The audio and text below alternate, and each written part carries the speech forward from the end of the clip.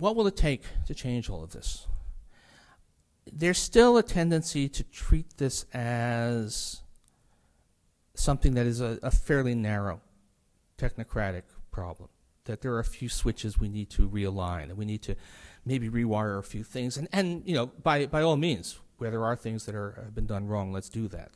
Let's do something about the tweaks in bank regulations, and let's do all of the emergency stuff. A lot of people get upset at all of the extraordinary actions that the Federal Reserve is taking. I think there's no choice. You have to take extraordinary actions.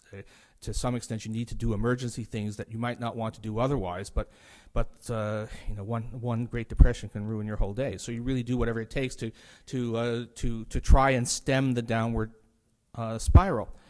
But the more I've looked at it, the more it becomes clear to me that really, to achieve a decent society, you can't do it just in bits and pieces. You need an integrated set of attitudes and an integrated set of institutions. If you ask, you know, how is it that we got so careless about bank regulation? Well, yes, it had something to do with intellectuals, right? It had something to do with Milton Friedman and his TV show or whatever. It had something to do with the way things were preached.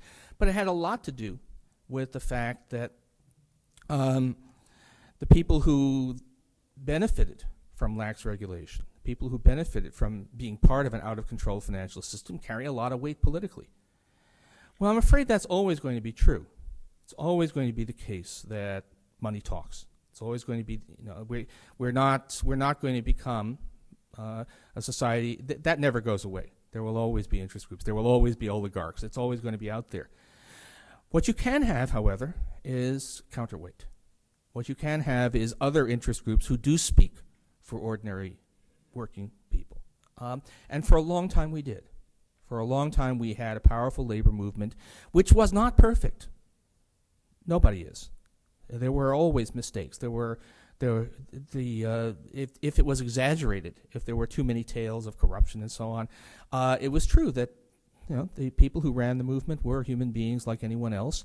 They sometimes were parochial in their interests, but a society in which we had a strong labor movement was a society in which there was some balance, some counterweight to the interests of money, to the interests of capital, to the interests of the bankers.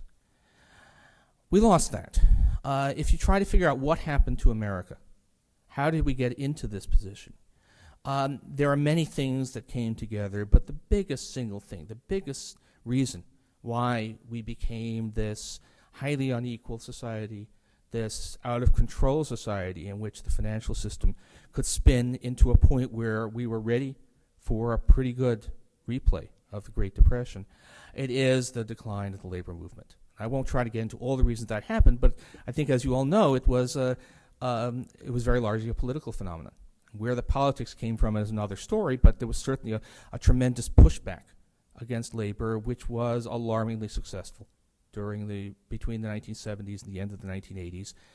And we as a society have not recovered from that. We became the kind of society we are now, which is both an unfair and unjust society, and also, as it turns out, as Franklin Roosevelt would say, a society with bad economics, in large part because of the loss of that essential feature. We can change that. I mean, now this is going to be hard. I mean, and unfortunately, I'm not going to be doing the work. You guys are going to be doing the work, right? But I think all of these things feed on each other. If we can get, look, my biggest priority now this year is healthcare, because it matters enormously, obviously, to the welfare of Americans, but also because it's a demonstration that actually caring for each other works, that it can be done. It will be a reminder that, in fact, we don't have to be as brutal a society as we have become. But what really is going to matter, the only way I can see these gains sticking, the only way I can see us really turning around is, in fact, to have a stronger labor movement, to go back. And that's more than EFCA, but I sure hope we get that. It is, let's just put it this way, we really need to, I almost hate to quote Rahm Emanuel. But he did have this good line: "You should never let a crisis go to waste." And that was taken as a bit of cynicism, but I don't think it has to be. In this case, we have a crisis that really, really is telling us something about what's wrong, about the wrong turn we took 30 years ago. Just as much as the Great Depression told us what was wrong with our society at the beginning of the 1930s. If we don't take advantage of this crisis to really change our direction again, it'll be a tragedy. And not just a tragedy in the sense that I wish things would have been different, but it'll come back. The amazing thing about this crisis is there was nothing accidental about it. There was nothing about it. Maybe it didn't have to happen exactly when it did. Maybe if the Federal Reserve had rescued Lehman Brothers, it would have held off another 6 months or another year. But this crisis was baked in a way.